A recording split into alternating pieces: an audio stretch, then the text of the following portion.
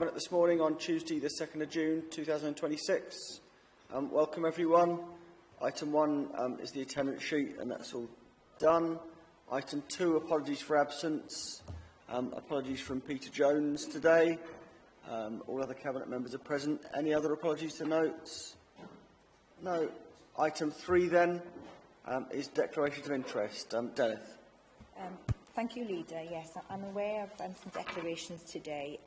Firstly, Councillor Gordon wishes to declare that she is a LEA governor across the Keylog School who have submitted an application to the board in relation to agenda item number 7, Pride in Place programme, and also has a personal interest as a member of Unison who were a consultee in relation to agenda item number 9, which is the ALN learning resource base at Ysgol Gyfun Gwynllywr. So could I ask Councillor Gordon to confirm those interests, please? Thank you. Yes, confirm. Thank you. Councillor Sue Morgan then has a personal interest as a Cumbraen Community Councillor, a member of Unison, and is on the board and is a board member of the EAS, who are consultees in relation to the proposals with regard to agenda item number 9. Could I ask Councillor Morgan to confirm that interest, please? Yes, confirmed. Thank you. And both Councillor Morgan and Councillor Daniels wish to declare an interest in relation to agenda item number 7, as they have both endorsed applications to the Cumbraen Futures Board. If I could ask both members to confirm those interests, please. Confirmed. Yes. Thank you, Leader. I'm not aware of any other interests. Okay, on agenda item 9, I'm also a member of Unison, so you can note that one as just a personal interest, not a prejudicial one. Any other additions there? Okay, if we move on then, anything comes up during the meeting, of course, then just indicate and we can ask for advice. Item 4 then is the confirmation of the Cabinet minutes from the 18th of March of this year. Any items, any issues anyone wants to raise there? If not, we confirm them as an accurate record, yeah. Item 5 is the action sheet. There are no items outstanding on the action sheets. Anything anyone wants to add there? If not, then we can move swiftly to item 6, which is the financial outturn report from the financial year just gone. That's 2025-26. And if I hand over to Andrew and to Rob.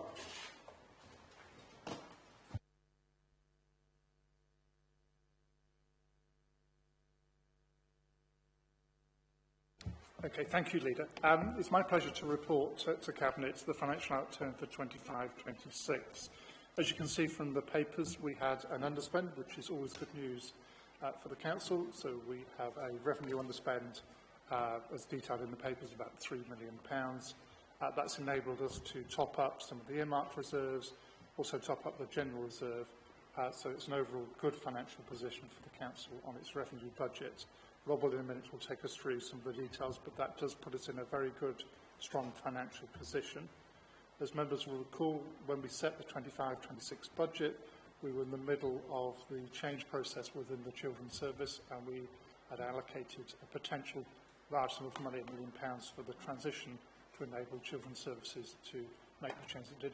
I'm pleased to report those changes happened faster than we all expected, which is good news. So the majority of that money wasn't needed, so that's gone back into the reserves. That's helped our position.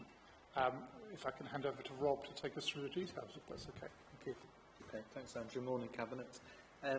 So just starting with the report, so section 3 is the sort of first main substantive part of the report, summarises the revenue outturn for the last financial year.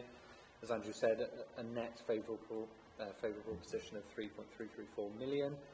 So 1.34% variance, but after allowing for the reserve transfers proposed within this report, it leaves a residual underspend of 61,000, which gets added to the general fund. The table on the page that follows summarises the service by service position and highlights where some of the bigger variances are.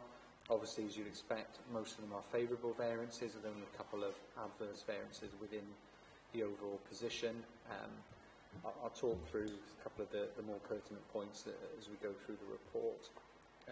obviously, as Andrew said, it's a very positive position, but also it's a significant improvement on where we were reporting, particularly earlier in the financial year, where we were reporting a small adverse variance, but even more recently, even though we moved to reporting favourable variances, they weren't of the scale that's been achieved for the year.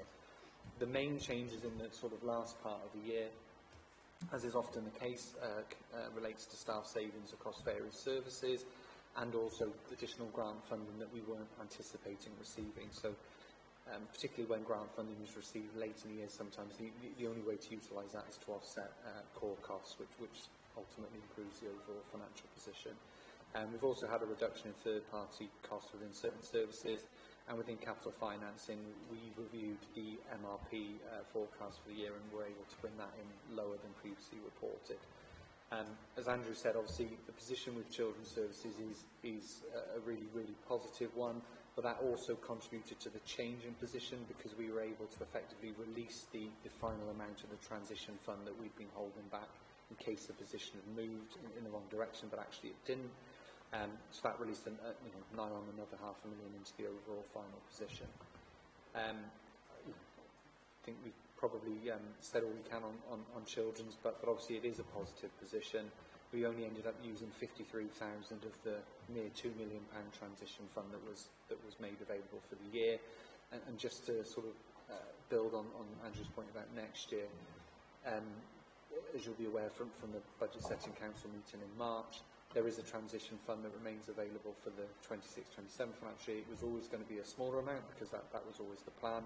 But at the moment, that if 53,000 of that is utilised or only required, then that would still leave over £500,000 surplus because our transition fund is just over 600,000 for this forthcoming year. Not proposing to talk through the individual variances within each service, other than to just touch on the housing benefits subsidy position, which you'll note is an adverse variance.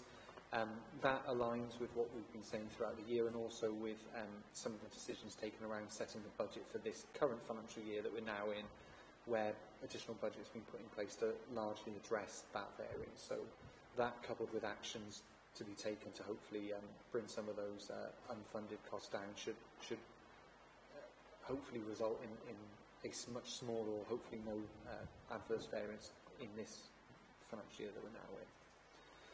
So in terms of reserves, which is section 3.4 of the report, there's a table there that sets out the proposed reserve transfers, which utilise almost all of that underspend. Most of the proposed transfers are to existing reserves, so topping those up, but there are a couple of new reserves proposed. One in connection with the deal, where you'll see that a transfer of 750,000 is proposed, and also a new economy in place service reserve, simply to reflect the fact that we no longer have an economy and environment service they've been split in two, and therefore economy in place was without a reserve, so that's now been created. The rationale for those two reserves is set out in paragraph 3.4.2. In terms of the transfers to existing reserves, there's a variety of reasons, but generally they're to either guard against potential risks that we know of or enable investment in areas of priority. And sort of pleased to be able to report that it's more of the latter in this financial year than it was, say, a year ago, because we feel that most risks that we know of are provisioned for. So just jumping to the capital programme, so that's section 4 of the report. There's a table in paragraph 4.1 which sets out the overall position on the programme. So you'll see that we started off the year with a budget of 28.6 million. That grew during the year to 56.6 million, which obviously a very big increase, but that isn't, that is quite typical. Combination of slippage from the previous year plus the volume of grants, capital grant awards that get made during the year. But then offsetting that is some what we call planned slippage or reprofiling, where we've known that schemes are going to slip into the following year. So basically, when we got to the end of the year, we were working with an amended budget of 32.1 million, and against that there was an outturn of 28.356 million, so a variance of 3.7, of which the vast majority is slippage into the following year, unplanned slippage, if you like. And in paragraph 4.4, we just highlight the main areas of that unplanned slippage. So a couple of 3G pitch schemes, which are just running into the new financial year, the asset management programme, which includes school maintenance, quite a big figure, but it's important to highlight that a lot of that is created by late grant funding being announced. So what that does is it basically comes in, offsets spend we've already incurred, and allows us to roll forward our own resources. So that's not £739,000 worth of unknown slippage per se. That's the effect of late grant funding. Some slippage on the LUF schemes, but then also you'll see quite a big figure in terms of professional fees and contingency. It's not really slippage in the truest sense. It's simply that we've been required to use the contingency in the year, so clearly we're not going to let that go. We roll that forward to make sure it's available in future years. Appendix 1 of the report gives an overview of the updated programme for this financial year and beyond, and you'll see that we're now looking at a budget in 26-27 specifically of just under £50 million compared to the 33.7 that was approved by Council in March. The reason for the movement is the slippage from 25-26, 3.668 million, but also we've already had new additions of just under 12.5 million in the new financial year, and that figure will only grow as the year continues, and has probably already grown since this report was published. 4.7 sets out where those additions are. You see there's a big one in terms of the Coal Tips grant of about 6 million, but also travel and transport grant schemes of 3.3, more schools repairs and maintenance grant funding, and also highways funding of 500,000, which is coming from within our own resources, and as 4.8 outlines, that's being met through a combination of the Members' Choice Reserve and the Asset Reserve, which itself was bolstered through transferring money out of the Insurance Reserve, which wasn't ultimately required. We felt we had enough cover within the Insurance Reserve, so proposed that it be transferred towards Asset Works, as that would ultimately be a positive, both in terms of obviously the condition of our highways network, but also in terms of potentially reducing or helping to avoid the number of claims that we receive through insurance. Also, just to highlight in paragraph 4.9, at the very end of 25-26, Welsh Government distributed additional general capital grant to all local authorities. Our share was 1.5 million. Obviously that came in right at the end of the year, but with the general capital grant you're allowed to roll that forward without having to demonstrate use of it in the year that it was awarded. So that amount is available. It will need to be allocated via a report through full council. So the intention is to bring something forward, hopefully in the next couple of months, to full council to agree the allocation of that funding. Section 5 gives an overview of financial standing, so our reserve balances, and you can see that that's increased from a level of 41 million to just under 46 million, largely facilitated by the underspend, but also through not having to use reserves as originally anticipated during the year. And just touching on schools specifically, you'll see in 5.2, there's a table that sets out school balances.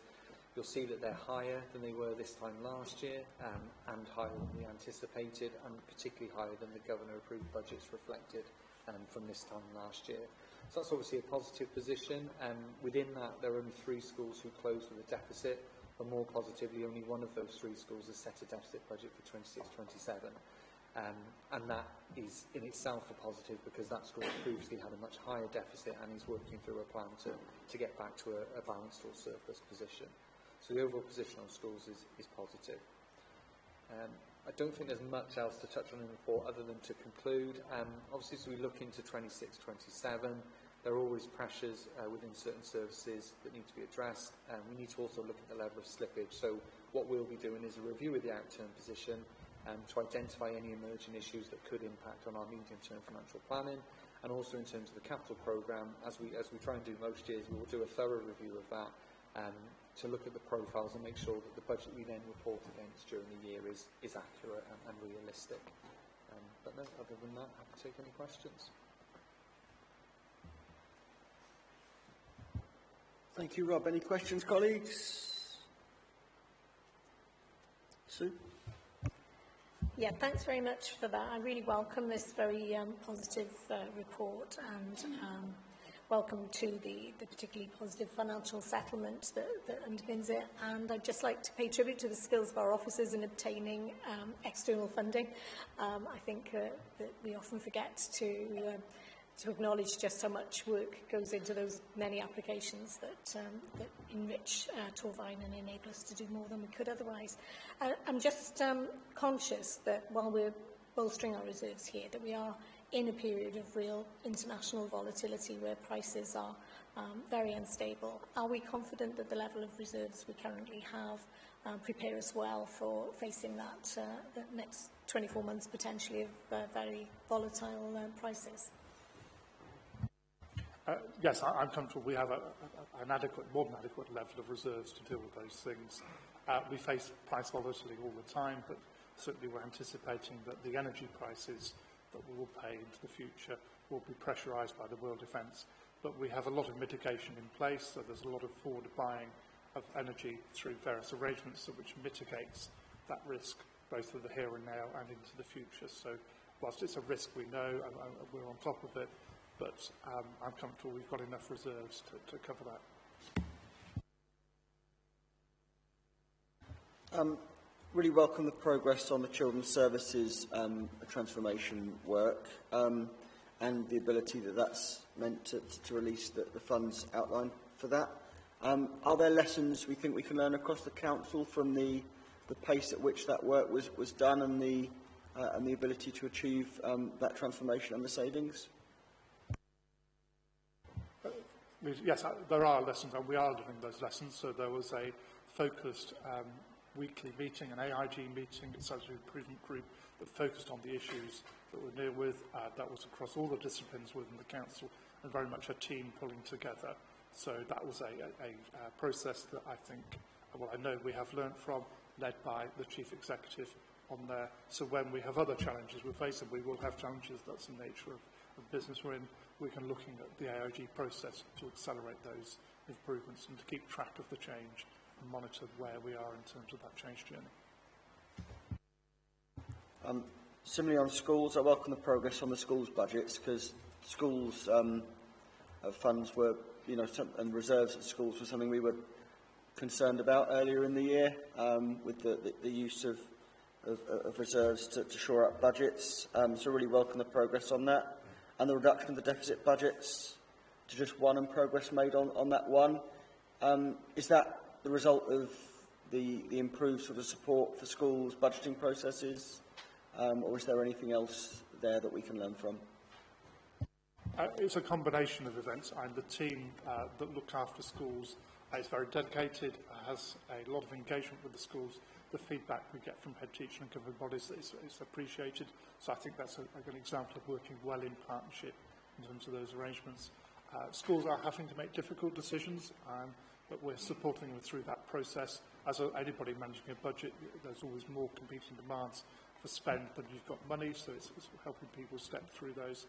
And I think where the team add considerable value is enabling head teachers to see the longer view and the long-term implications of decisions they're taking on there. So I think all credit to that team and to the schools that are engaging well with that process on there. I think, sorry, just to add to that, one of the things that the team does do, and will be doing again, is rather than waiting for schools to go into deficit or get very close to going into deficit, is focusing quite a lot on those schools that maybe are still in surplus overall but have an in-year deficit, because that's normally a signal of problems to come. So what they'll be doing over the coming weeks now that government-approved budgets are in place is working with those schools in particular and doing a thorough review to try and anticipate what might be coming and help those schools take some sort of proactive steps. And I think that's also reflected within education. There was an underspend against the change management budget, which suggests that that process is working insofar as we're not having to get to the point of lots of redundancies and things like that, taking steps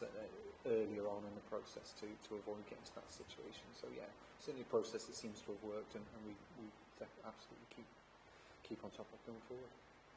Okay, so this might sound sort of dry and boring, but that kind of partnership and early sort of awareness and discussion approach, it's something important to me because the alternative, I guess, is schools' budgets enter a crisis point, and my let's call it obsession is one of my things that I really want to try and do is sort of talk up the role of school support staff, for example, and very often they're the ones that pay the price if there is sort of flux in schools' budgets. So the more that we can do to stabilise those budgets, I think the better it is for staffing in our schools going forward. So that's the reason I'm always have a focus on that particular issue. Any other questions on this particular area? I've got one other question, I guess. It's It's a statement as well as a question. Just thank you to staff, both in finance and across the council.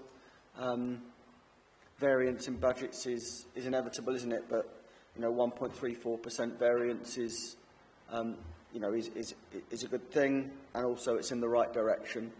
And I say that because if it was an overspend, then of course it causes issues that impact on services and impact on communities going forward, and that will be the last thing we'd want to do, to have to make in-year adjustments or adjustments to this year's budget to try and catch up with savings that we hadn't made from last year's budget. So I really welcome that. I guess the question is, how can we maximise the positive impacts on that, on services, on the community, on the people we represent? How do we make sure that the benefit of the good financial management is seen out there in our communities? And I think the overall position, because we have an underspend, because we have a balanced budget, and the budget process you follow as the Cabinet and the Council engages with the community. The converse, if we were sitting here with a deficit budget, then you'll be facing some difficult challenges of having to make some policy changes to the detriment of the communities and for things you may not prefer to do.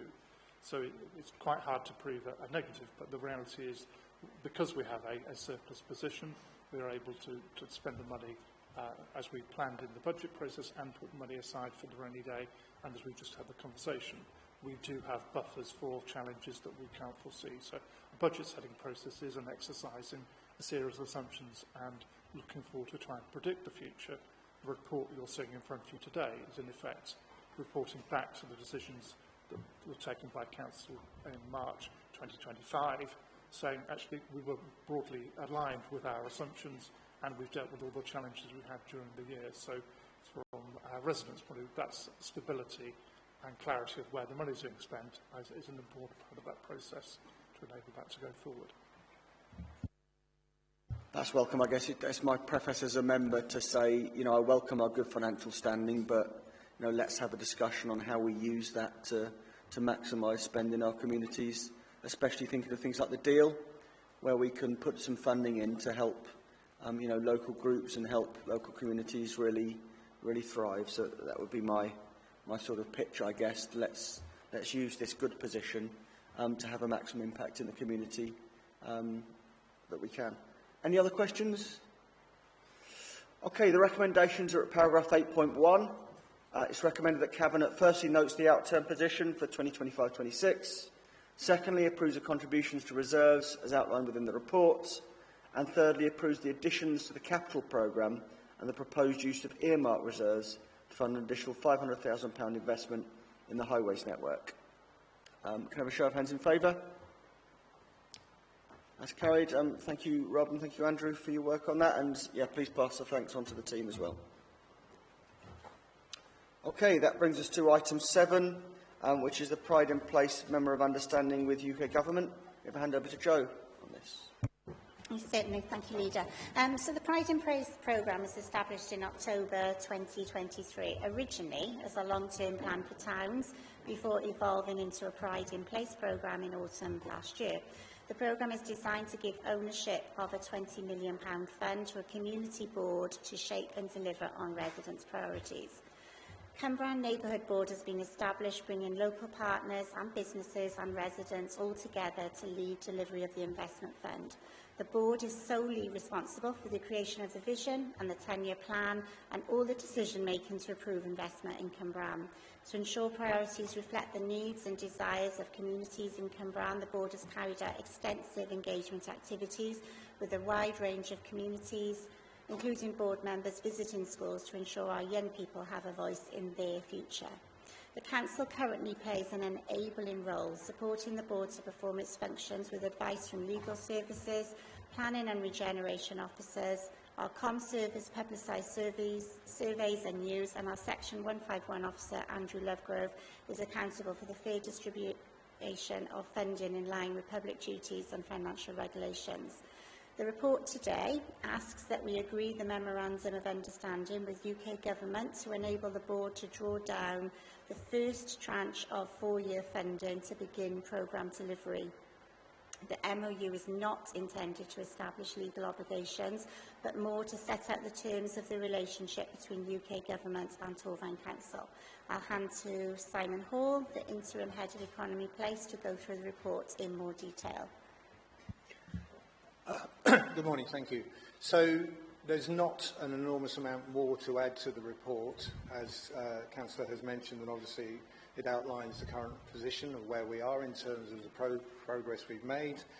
There are a number of appendices that make up the report in terms of the first one obviously identifies the area, the second one identifies why it needs the support that it's asking for, third one identifies what it is, for how much, and 5 is the Memorandum of Understanding.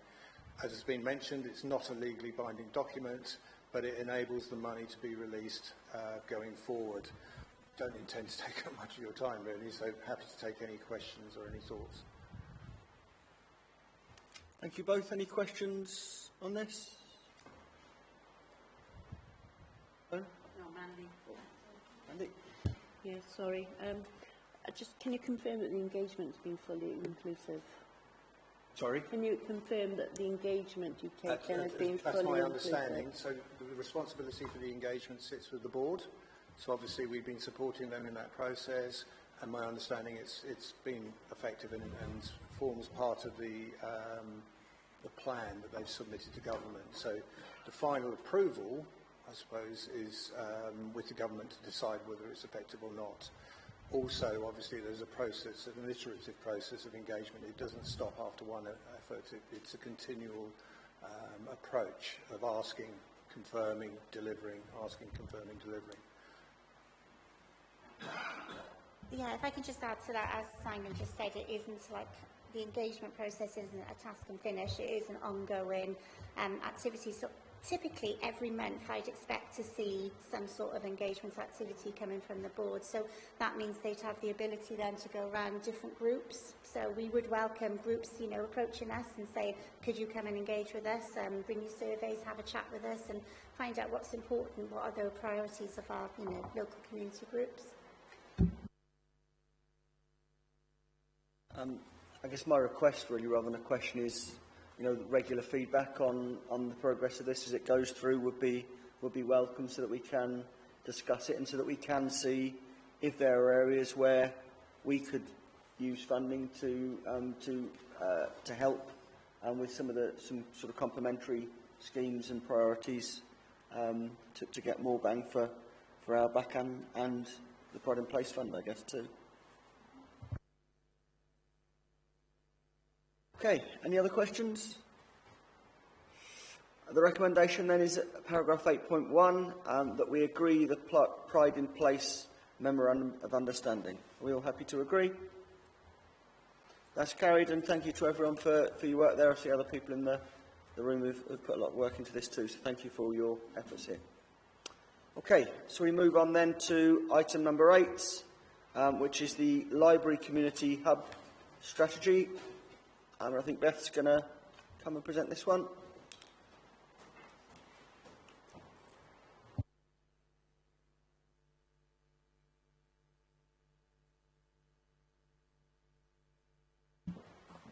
Morning, members. So we're here this morning just to present the Community Hub and Library Strategy to you all. I think you'll all be familiar that we've had a historical library strategy in place that was in need of renewal. But I think an acceptance that needed to take a slightly different direction to align with our vision around the deal and the community wellbeing strategy. So very much a focus in shifting it into that community hub concept to enable us to sort of reach a much broader audience. The strategy as it's been presented is designed to be a supplementary chapter of that community and wellbeing strategy, so there is a clear alignment there.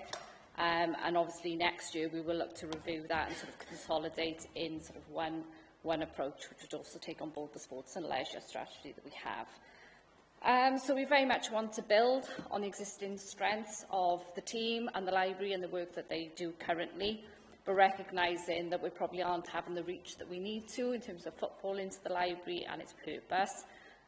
Though recognising, I think we're probably on that journey, but there's absolutely more that we can be doing. And that ambition and want is definitely there amongst the team. So the focus is on how libraries will continue to evolve into meaningful community hubs, basically so we can facilitate more community-led activity. So definitely an ambition there about actually how do we bring community groups in to deliver some of the responses that we're looking to see and some of the purposes that they want to deliver from the libraries. How can we provide that early intervention and prevention support from within the libraries, and that's not directly, our services always, but bringing in charities and wider partners to help facilitate that delivery, while still valuing learning for life and its core purpose, which is around books, so striking that balance across. And we're looking to do that across the 4 principles, which are set out in the report, but essentially around community hubs, early help, wellbeing and aspirations. The new approach is very much about increasing awareness. I think that was one of the things that came back from the survey and engagement work that we did, that actually the reason people were not using our libraries is because they weren't really clear what they were delivering, when they were delivering, etc. So there is a large piece of work, I think, there in terms of actually increasing awareness of just how much goes on in the libraries currently and our appetite to grow that. Looking very much to diversify use and purpose. And embracing technology as well, so actually that will enhance how we can deliver it, make it more accessible to residents looking to use the libraries.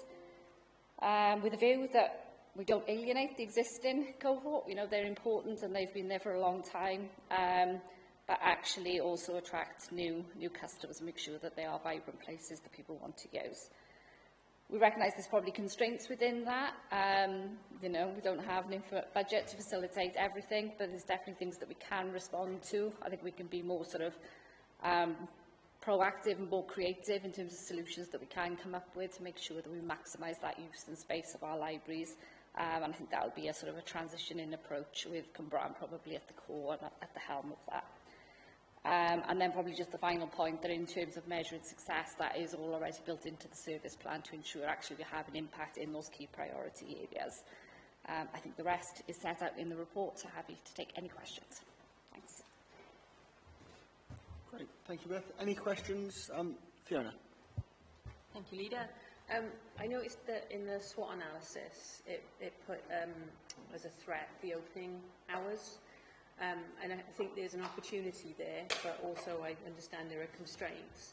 But it doesn't highlight how we're going to mitigate against that. So what are your plans in that area? So there is an action plan that will need to sort of be developed to sort of talk through how we implement that. But I think there's already been consideration about flexibility in our operating hours, and I think that probably reflects the earlier piece around people who are not currently using the library and the reasons for that. I think the team are already responding by sort of opening slightly later to accommodate some of that community activity. I think there's opportunities to draw on volunteers as well in terms of our flexible use, so that's definitely embedded within the strategies of our approach. And ultimately, if we want these to be thriving hubs, we need to respond to when people want to use them in the way that they want to do that. Obviously, there's practicalities around that in terms of staffing that we would need to work through, but again, I think the appetite is there within the limitations that we've got as a staffing cohort. If I can come back, Leader. That's music to my ears. The use of volunteers, the fact that using the resource that we have to be more flexible to the needs of our communities. I think there's a lot of provision out there, which is fantastic, but a lot of that will set in the daytime, and it's the evenings that I think there are a lot of other people then that we're missing that could really benefit from those interventions. So yeah, and also, as you already know, I really like the library and the smell of the library, so it will be a calming experience for me to be able to go in there potentially of an evening. Any further questions, Dave? Oh, David and then Joe. Thank you. Not a question, but just a comment. I just wanted to say, as part of our skills offer for employability, we're exploring and considering a Trailblazer project in Cumbrae Library where we could provide volunteering opportunities and training to host a coffee cart. We know that the public are keen to have a coffee station within the library, so this is, a good match of where we've listened to what the public wants. It'd be a good match of their needs and our services, and it fits in with the community hub strategy. nicely. Yeah, absolutely, and I think the team were really proactive in sort of reacting to that, and I think the original sort of thinking was a vending machines. Actually, that Trailblazer funding has allowed us to be a little bit more creative in Angie's usual style, and has jumped on that in terms of opportunity. So, yeah, we can bring that back in as an update. Thank you, Leader. What work are we, or could we do, to ensure that all school children have a library card? It's a big question. I mean, I think the team are already heavily engaged with schools and doing lots of work in that space. I mean, it doesn't feel like a big stretch to me in terms of getting a library card for all young people. I think it ties in with the aspiration work we're doing through the STEAM programme as well. So I probably want to check with the team that they haven't already got an initiative in place around that. But if not, I can't see no reason why we can't look to strengthen that. And again, I guess it's understand how you get those young people then to use that card, isn't it? Come in and use the space. So it's more than just having the membership. They need to be engaged. So perhaps that's part of the conversation as well. What would attract them into the library if they did have a card? So. Yeah, I mean, I think what I'm getting at is how we sort of standardise it so that it's at an age that they get a library card.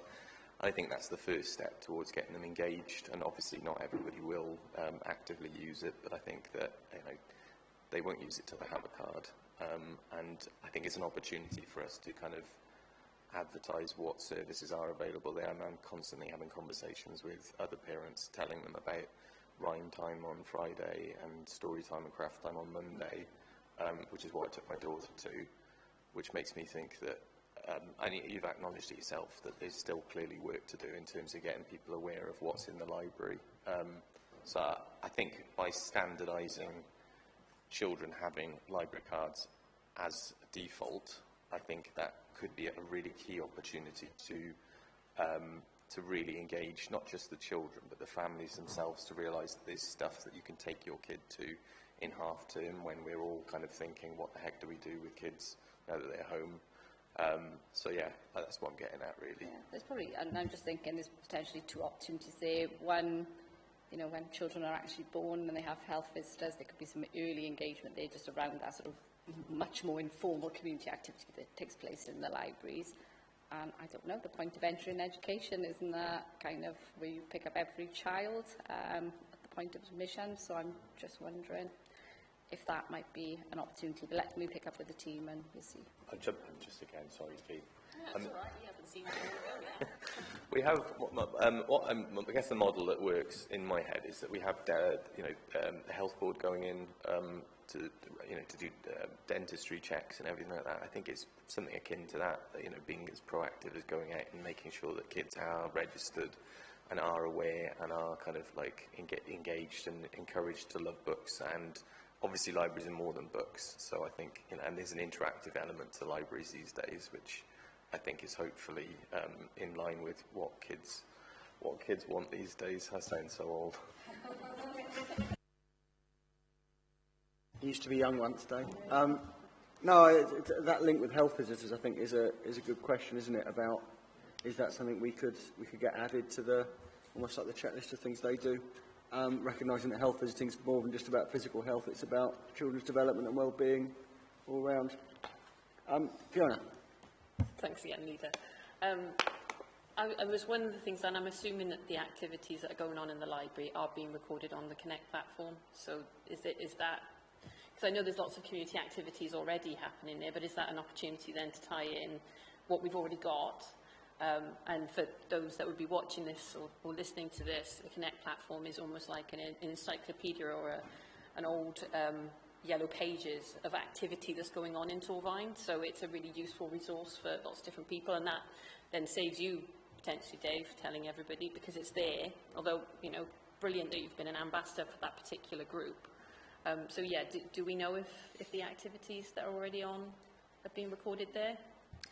Question. I don't know. I will check, and there might be a balance there between the activities that are run by the library services, which we've tried to avoid, versus community-led. But I will double check, and if they're not, then we can get them on there quite quickly. That's not an issue. Just in challenge to that, if it's part of early intervention and prevention, and it's an activity, whether it's run by the library or by the community, I mean, if it's there to help people, then I really don't see that there would be a difference between, that's my personal opinion. But yeah, and the other thing is that, I mean, the library, from what I've seen, has been growing and thriving and drawing in new people. And this is a stepping stone to it. I mean, it's not somewhere where you have to be quiet. I used to work for Newport City Council in their libraries, and that was something that we were trying to get out of people's heads even then, because that's a long time ago. You know, we're talking nearly 20 years ago. So we need to just help people understand that they're exciting, vibrant, and community places to have a coffee potentially, which would be really quite marvellous. And I think, definitely Cwmbran is already in that space and continually growing. We've seen a huge increase in the footfall within Cwmbran Library, which I think is probably testament to the increase in activity that we're seeing there. And that does include community-led provision, which is that space we are growing into. So credit to the team as well, who are sort of driving that forward. Yeah, I think the staff have always impressed me in our libraries about how adaptive and flexible they are, and sort of coming up with new ideas to take things forward.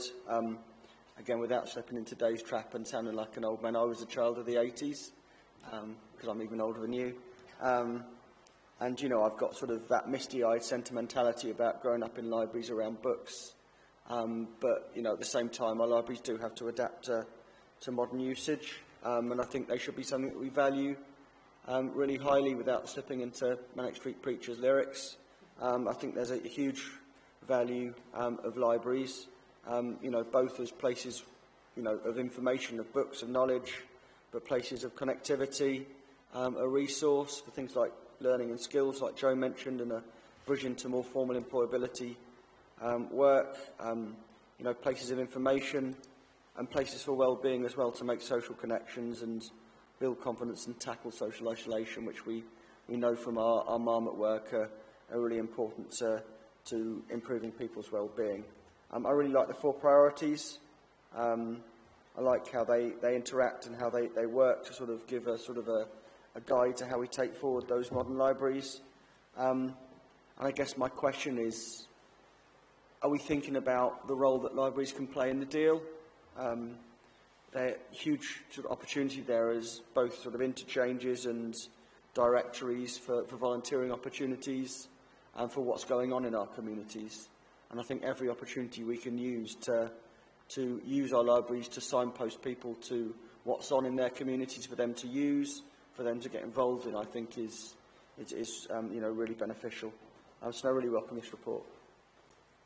Any other questions? My screen is frozen, so I'll just get that back up. So there's no other questions, then we can move to the recommendations, which are at paragraph 8.1. It's recommended that the Cabinet approves the Community and Wellbeing Strategy and Community Hubs and Libraries supplementary chapter. Are we all happy to agree? And thank you everyone for their work on this then. Great. Thanks, Beth. Right, moving back to the agenda then. The next item on the agenda is the proposal to create the new Welsh Medium Additional Learning Needs resource base. So if I hand over initially to Richard on this. Thank you, Leader. That's kind of you. Members will recall a report back in January which identified the need for Welsh Medium additional learning places. Following your support of that report, a consultation period took place, and the comments and the report itself are included in the papers for your consideration. I would hope that Cabinet will today agree to the next stage, which, believe it or not, is another consultation, but a statutory consultation notice, which will establish the base. If that consultation goes without objection, it comes to me by way of a report. If there are objections, it comes back to Cabinet for our consideration. The majority of responses to the post-January consultation were positive, but as it expresses in the report, there were some concerns raise about location and transport. Following due consideration, the original proposal is still considered necessary and appropriate.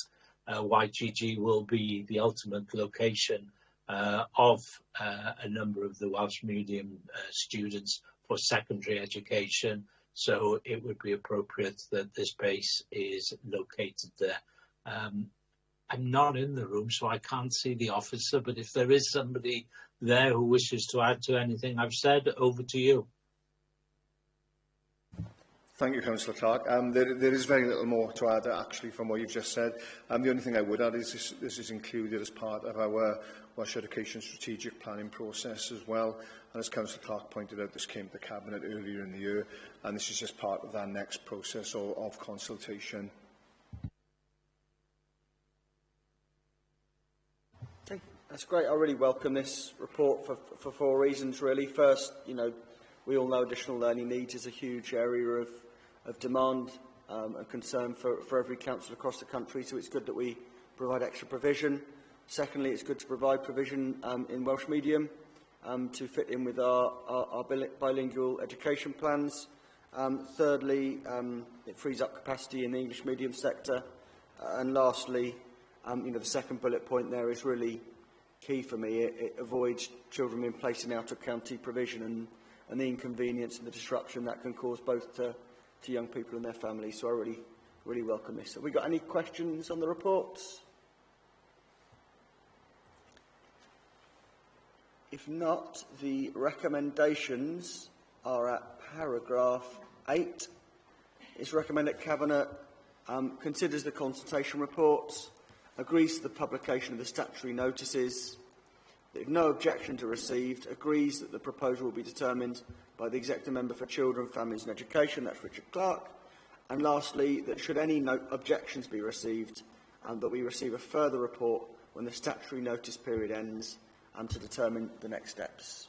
And again, this is something that I think we'd welcome updates on as this progresses, hopefully with the a positive outcome. Okay, everyone in agreement? That's carried, and thank you, Rich, and thank you, officers, for your work on this report. Which brings us to item 10, which is the updated Housing Support Programme Strategy Review, and hand over to Dave and Simon. Thanks, Leader. It's quite a straightforward report. Sets out our updated housing support programme strategy for 2022-2027 and explains how we provide resources to our communities and third sector partners so that they can help residents who are at risk of homelessness or need help to live independently in safe, suitable housing. It's funded by Welsh Government's Housing Support Grant, which is around £5.7 million a year in Torfaen, and we'll be commissioning a range of universal community support and targeted prevention services from community groups and the third sector. This will allow us to empower communities to build resilience for those who are most vulnerable to homelessness, domestic abuse or threats to their mental well-being. This is our new early intervention and prevention approach in action. Following national policy changes, Welsh Government required a light touch review of existing strategies and an extension by 1 year. This updated strategy therefore runs till March 2027 and reflects both national direction and local needs. The strategy focuses on preventing homelessness, promoting independence and providing the right support at the right time. It also responds to growing demand and more complex needs within the community, setting clear priorities to improve services and outcomes for residents. Overall, it aims to ensure that people in Torfaen can access appropriate support early, maintain stable housing and achieve better long-term well-being. And I'll hand over to Simon, who can go in a bit more detail that I might have missed. Thank you, Councillor Daniels. I don't think there's much more that I can add to that, because you have succinctly summarised the report much more in much more a concise way than I normally do. So that's a credit to yourself there, and the understanding that you have in this particular area with the work that we've been doing and the involvement that you've had in this work. It's really useful to summarise some of the key issues that we've got though at the moment, and Councillor Daniels did touch on that, and the complexity of individual need that we're seeing is beyond anything that I could really comprehend in my working lifetime in terms of the individuals we're working with. at that increased level of demand that we're seeing on services at this time, which is attributed to multiple factors, but the biggest one being around the economic pressure on individual households and the lack of affordable accommodation that's driving people towards the local authority for support, and the support agencies that we're working with. However, with that, the way in which we've worked here in that collaborative approach in this collaborative space is actually bringing a lot of innovation forward. So the strategy sets out that goal here with that light touch approach.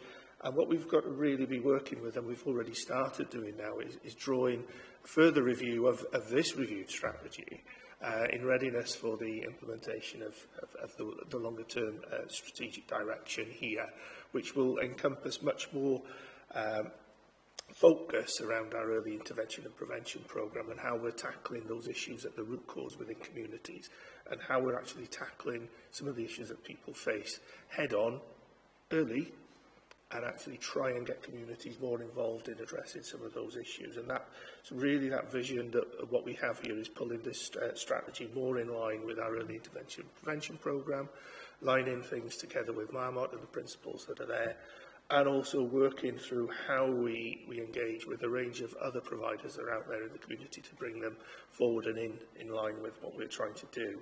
So overall, in terms of the direction, the engagement that we've gone through has been extremely positive. We've had some real positive dialogue with a range of organisations across the board, as we always do within this sphere and has been for quite some time. But what we've got to really be mindful of is the implementation now of the Homelessness and Housing and Social Allocation Bill, which is now an act that's come into force, how we're looking to transform our services to be more preventative at the front end, and how we're then looking at how we create a very much more sustainable workforce going forward, so we can retain that talent in that group of individuals that are there, and how we can actually grow that workforce to actually be more effective in working with people in our communities.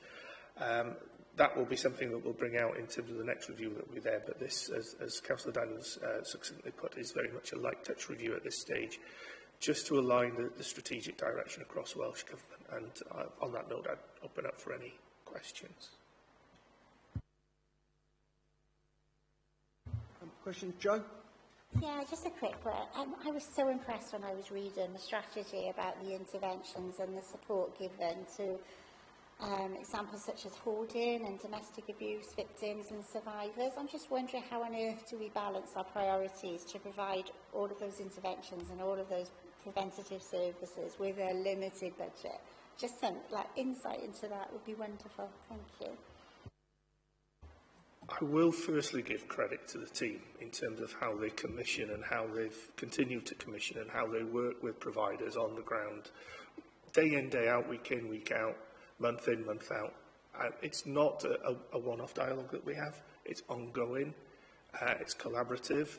It's worked in a way of looking at innovation rather than stifling sort of that work that's done on the ground.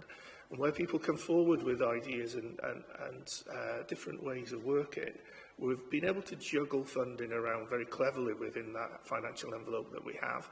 And we've been able to then attract other pots of funding to the party to actually increase the resources we have. I know in terms of our supported accommodation provision that we have, it still is an Achilles heel for us. We still require more, but we've grown that by probably about 100% in the last sort of 5-6 years, which without that we would be in a significant crisis. So we're continually evolving things like that, but we've done that through innovation, an open and honest and very transparent dialogue with our providers, where they've been underutilising some services. There's been an open dialogue about how we realign that, how we shift that balance and how we move it into other services. So it's not one of protecting what's there, it's about growing that. And we've been and I think one of the comments that was made earlier around the finances, we've been quite financially prudent with Housing Support Grant. We've never pushed it to the nth degree. We've always left a little bit of headroom for piloting projects and innovation and different ways of working. And that's been a testament to, I think, how officers have worked prior to my arrival in 2019 and how officers continue to work in this sphere. It's a very logical way of doing things, and we've been able to maximise the impact that we've had on that. And we've also been able to bring in other funding opportunities. So the remit of EIP now is really bringing some insight into how we can work differently with communities and how we can actually realign some of that funding that we have across a number of different streams. So I think with how we're operating, I would say that we've got a real opportunity to make a difference and reshape some of this provision, not just around homelessness, but around the work that's done in communities across the board. Thanks. Sue? Yeah, it just occurs to me to ask how the teams interact with other council support services, particularly in the communities, and working through the deal, how we are ensuring that real kind of dovetailing of those different teams. There are regional groups that meet, particularly around housing support grant, and very focused there about some regional activity and work that we've done. We've got a number of regional contracts that are commissioned, and a number of opportunities there in terms of economies of scale, in terms of how we work together and how we learn from each other as well. There's also other wider regional groups, so there's South East Wales group that I sort of pull together on a fairly frequent basis, that drills down to some key issues and aspects of work, and that brings in a range of providers as well in terms of that dialogue. And as well, alongside that, are the national groups that lead, which is Housing Leadership Cymru and beyond that. Sorry, I don't think I've made my question clear. I was looking at the integration within the council across our community services and how they work with the housing teams. Okay, that's embedded in the principles of what we've changed within early intervention and prevention and the preventative commissioning agenda that's there. There's a lot of work and intelligence that we get now from our community capacity builders, from community groups around the different funds that we have and the opportunities that are there. So we're able to actually look at where we can be creative within the terms and remits of the grants that we've got and make them go that little bit further in terms of addressing those needs that are identified at those grassroots levels and to bring that through. Bearing in mind that within Housing Support Grant is a clear requirement from Welsh Government to actually be proactively preventing homelessness, so we can't lose sight of that. But it does fit in with the other grant streams exceptionally well, and the changes to the structure in terms of preventative commissioning are allowing that to grow better and grow quicker and be a bit more agile with how we're working. I've got Mandy and then Dave to come in. Yeah, thanks. Just wondered, you mentioned other council support services and the funding and working with other regional groups. Do we know that the RSLs are doing the same type of work, and are they working with you? Because a lot of these problems are people who are already in an RSL accommodation.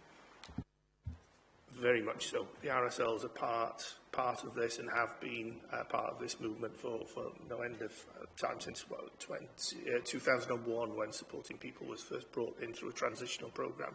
They've been part and parcel of this journey and continue to do so. I think the interesting thing for me is how we're bringing in other organisations now across health, probation, police, in terms of looking at different angles of work that we're doing in terms of that preventative space, which goes further than just housing support grant and those activities there, but it brings in a range of wider community benefits that we're seeing, and how we're using the assets that we've got, the intelligence we've got, and the quality we've got in terms of the teams that are there to actually deliver better outcomes. Just to build on Simon's answer to Sue and sort of tie it to Joe's, I mean, I think there are clearly opportunities there for data exchange within the council, and not just inside the council. I think with partners like Health Board and whatnot to help us intervene earlier. I think despite our efforts, I think it is still the case that we are getting people later than we would ideally like them to be reaching out for help, or us finding them. So I think there's clearly a lot more work, and I think it's safe to say that that's always the case, that there's a lot more work to kind of be more preventative. And, we've got that perpetual dilemma, Joe, around, complexity. As Simon said, we're seeing some really, really complex individuals coming through that require an awful lot of capacity and time and intense support, and balancing that with the need to prevent people who are much lower in terms of their acute need. That's always going to be the art, I think. But I think as a principle, I think it's really important that we do maintain that determination to reach people earlier so that they don't progress into that acute complexity, because you can see the dynamic is that they are just going to take a bigger and bigger chunk of our time and leave it harder and harder for us to help those at an early stage of need. So it's an art, but I mean, you know, we've got a commitment there, and I'm very confident in Simon and the team to kind of shift that focus to prevention and early intervention.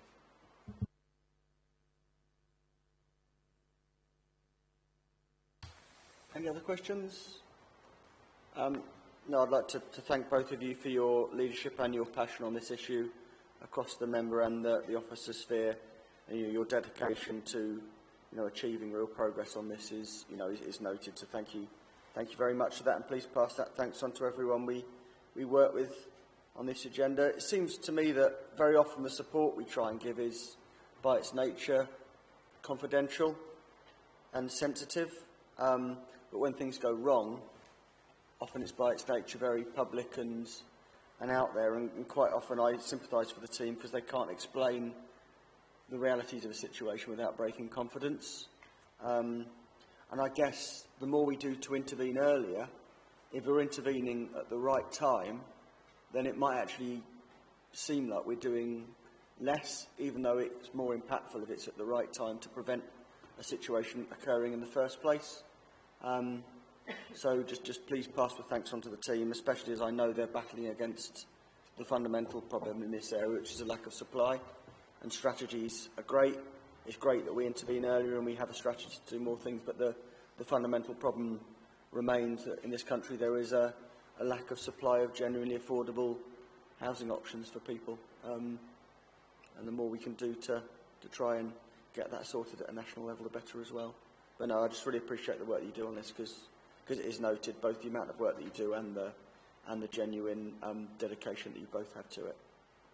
Okay, if we move to the recommendations then at paragraph 8, the report seeks to approve the renewed Housing Support Programme 2022 to 27 strategy. We all agreed? Thank you. Right, that moves us on then to... My pleasure. There you go. Agenda item 11. Technology doesn't usually compliment me, it usually insults me. But, number 11 is the new selection criteria for sites of importance for nature conservation. So, Mandy first. Thank you, Leader. Members, the report before you seeks your support to update the criteria we use to identify and protect sites of importance for nature conservation across Torfaen. These valued local sites play a vital role in supporting biodiversity, helping us respond to the climate and nature emergency and to enhance community well-being. The identification of sinks is led by local authorities and wildlife organisations using scientific guidelines to assess the most significant, distinctive and threatened species and habitats at national, regional and local levels. While these guidelines have provided a robust foundation, they are now over 2 decades old and do not fully reflect recent legislative and policy developments, nor the specific ecological context of Torfaen. The revised criteria ensure our approach is up to date, evidence-based and aligned with the current legislation and best practice. It was prepared jointly by Torfaen and Blaenau Gwent councils and has recently been approved by Cabinet within Blaenau Gwent. I'd like to hand you over to Rachel Edwards, our ecologist, to give a more detailed overview of the report and answer any questions. Thank you. Thank you, Councillor Owen. I'll just go through the key messages of the report. So sites of importance for nature conservation, or SINCs as we call them, represent a key category of non-statutory nature conservation designation, encompassing a diverse range of semi-natural habitats that hold significant ecological value at a regional, county or district level. Protecting these SINCs ensures a resilient green network capable of addressing challenges like climate change and declining biodiversity. Their protection is delivered through planning policy based on a set of criteria, but the criteria currently used in Torfaen is over 20 years old and is not therefore aligned to current government and local policies. Updated criteria for selecting SINCs in Torfaen and Blaenau Gwent has been jointly developed by both local authorities and aims to modernise and strengthen biodiversity protection by aligning with current legislation, policy and ecological understanding, support ecosystem resilience, ensure SINCs remain effective tools for planning, conservation and community well-being, fulfil statutory duties under Welsh environment laws, and promote long-term nature recovery through collaborative, evidence-based action across local authorities and partnerships.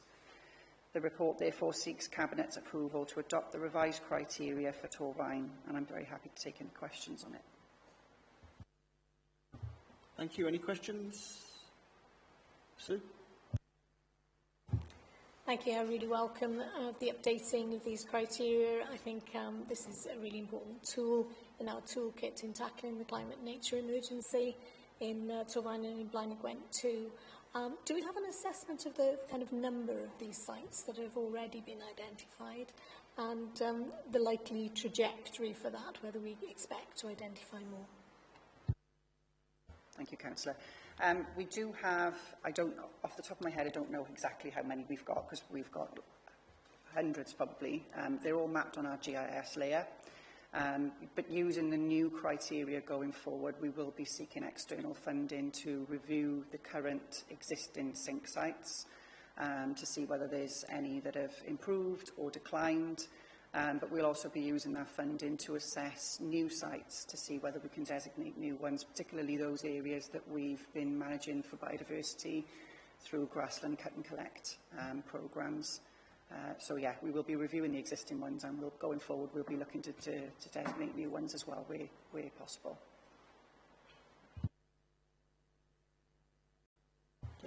Any other questions? If not, then if we can move to the recommendations. It's recommended that Council approves the adoption of the new SINC criteria set out as in Appendix 1, the criteria for selection of sites of national importance for nature conservation in Blaenau Gwent and Torfaen. Are we all happy to agree? Great. Thank you, Rachel. Thank you, Manny, for your work on this. We then move to agenda item 12, which is the map modification order for St Mary's Road, Bryneglois and Woodland Road in Cross Ceiliog. And if I hand over initially to Mandy. Thank you, Leader. The report before you considers an application to formally record 2 existing paths in Cross Ceiliog as public footpaths on the Council definitive map and statement. It is about safeguarding community connectivity and keeping a definitive map of public rights-of-way accurate and lawful by considering whether these 2 long-used Cross Ceiliog routes should be formally recorded as public footpaths. The evidence in the report indicates that the legal test is met, and the recommendations is to make a definitive map modification order. I now pass over to Alvin Nicholas, our Rural Development Land Management Officer, to provide a more detailed overview of the report. And we also have Polly Ellis, Head of Legal Services, if there's any legal queries or issues. Good morning, members. So the report considers an application to formally record 2 existing paths in Cross Ceiliog as public footpaths on the Council's definitive map and statement. The application was submitted following the closure of the routes in 2020 due to antisocial behaviour and pandemic measures. The paths connect St Mary's Road, Bryneglois and Woodland Road, and have historically been used by residents as safe, convenient walking routes. Public evidence shows that both routes were used openly without permission or interruption for at least 20 years between 1971 and 1991. On the balance of probabilities, the legal test for creating public footpaths is met. Thus, it's recommended that the Cabinet should make a definitive map modification order, or DMMO, to record both routes as public footpaths.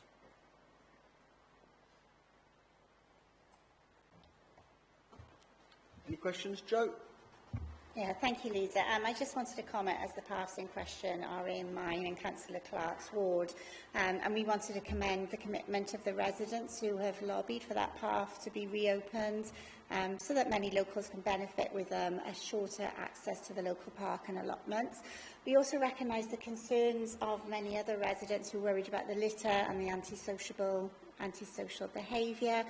So just a pledge that should these issues arise, arise if we approve the report today, then myself and Councillor Clark will be happy to follow up with any reports with Gwent Police and Public Health if needed, and that we've considered the report and we're content to support the proposal. Thank you. Thank you, Jo. Any other comments? Okay, the recommendation then is at paragraph 14.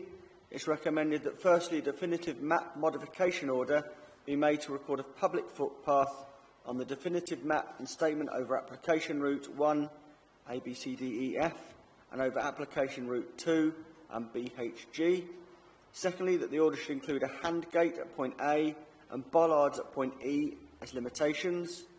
And thirdly, that application route 1 and the section between points B and H of application route should be recorded on the list of streets as highway maintainable at public expense. It should be noted in the highway records and on the local street gazetteer that sections H, G of the application route 2 is maintainable at private expense.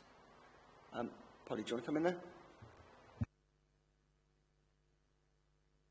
Could I just add on the recommendation around limitations that should also include gates at point G on application route 2 as well in the recommendation?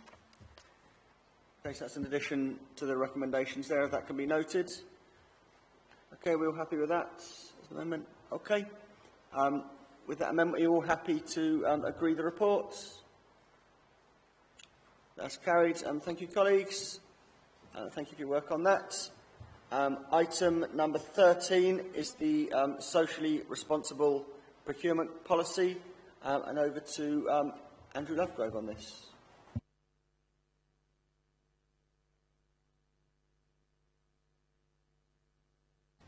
Thank you, Leader. We're on page 361 of the report pack on there. This is a paper recommending to Cabinet that you adopt the social responsibility procurement policy. You can see the draft as part of the papers. This is part of a requirement from various bits of legislation outlined in section 2.5. It's where the Council was very clear how it wants to carry out its procurement. And there are 8 themes listed in 3.1, which will then shape how we want to do procurement. I'm just going to touch on one of those themes because I think it's quite pertinent to local issues. That's one about supporting the local economy. So this is encouraging local contractors and providers to bid for and win work to do work on behalf of the council. This is a key important part of our local plan, how we want to deal with our market issues and engaging with our community. So this actually puts into place a commitment to make that happen. In the background, we've run recently a sell to the council Meet the Buyer section. We had a very well-attended section down in the Leisure Centre a couple of weeks ago, where a lot of suppliers and potential suppliers came and met with the team. We helped them understand how we do business, how for those businesses to apply on the Sell to Wales website so they can then access those arrangements. So that's gone well, and we will follow that with further sessions to enable those businesses to bid for work.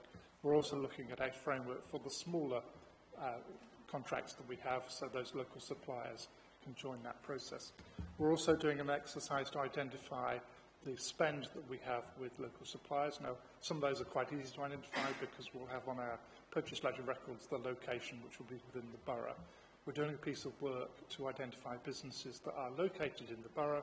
They employ staff that work within the borough and live within the borough, but they may have, for various reasons, their address is somewhere else because they've got a registered office or they're a part of a wider group. So we will have a greater understanding of how our money is spent within the borough and employing people within the borough. That enables us to meet the requirements. In 2027, we'll have to produce a procurement report which explains to people how we've performed against the 8 measures in front of you today and being much clearer with people how the council spends its money.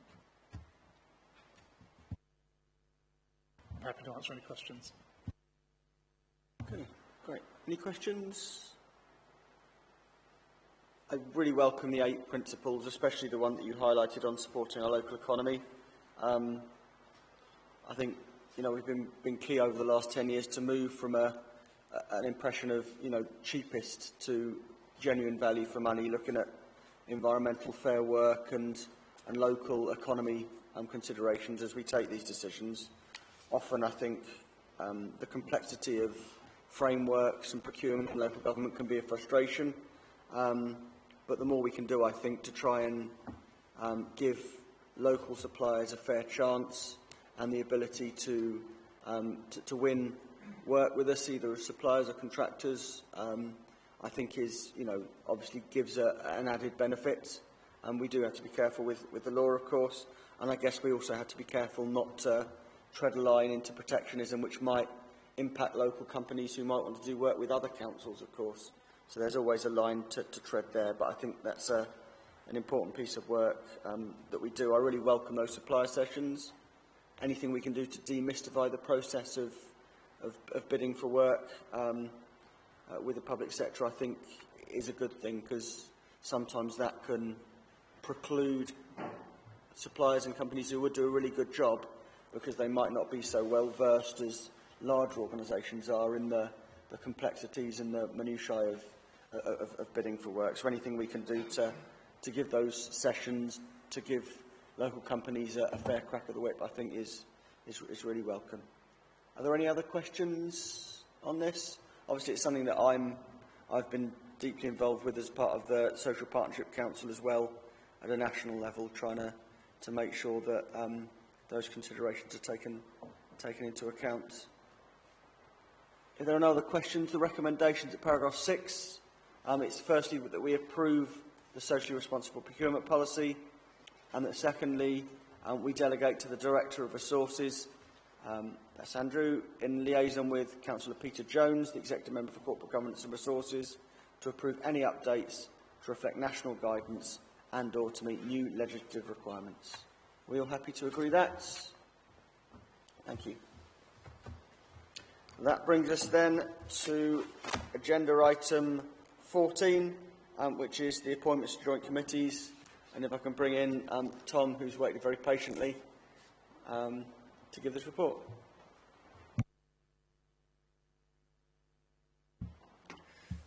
Thank you, Leader, and good morning, members. The report is your annual report setting out appointments to joint committees and partnership bodies that the Council is an integral part of. The decision is to make these appointments for the 26-27 municipal year remains under the remit of Cabinet. It is through these joint committees and partnership bodies that the Council facilitates collaboration across boundaries, enabling multiple local authorities and other partners to work more closely together on shared issues and priorities. You will see within the report that Appendix 1 lists the members who are proposed to be appointed to joint committees and partnership bodies. There is also a single standing task group of Cabinet for climate change, for which this report appoints to also. It should also be noted at this point, although provision exists within the Constitution to appoint to further subcommittees, any matters relating to equalities, European or regional affairs will be discharged through meetings of this Cabinet. I'll be happy to take any questions, but otherwise I refer to the report's recommendations set out under Part 7 of the report. Thank you, Tom. Any questions here? I know there is one substitution on the Canal Partnership here. Joe Gordon is listed, whereas it's Councillor Susan Morgan who's the appointee to that. Is that correct? Yeah. So, yeah. Do you want to put you on something without your agreement? Yeah, that's right. Okay. With that one amendment, is everyone happy with the list of appointments? Yeah. Okay. The recommendations then are paragraph 7, that we agree the appointment to the joint committees and number of partnership bodies listed in Appendix 1. Secondly, that these appointments have immediate effect until Cabinet next amends the appointments or the next local government elections. And thirdly, that Cabinet agrees European and regional affairs and equalities matters continue to be dealt with at the meeting of the full Cabinet rather than by subcommittees. Are we all happy with those recommendations? Yeah, that's carried. Thank you, Tom. And that brings Cabinet today to a conclusion. Thanks, everyone.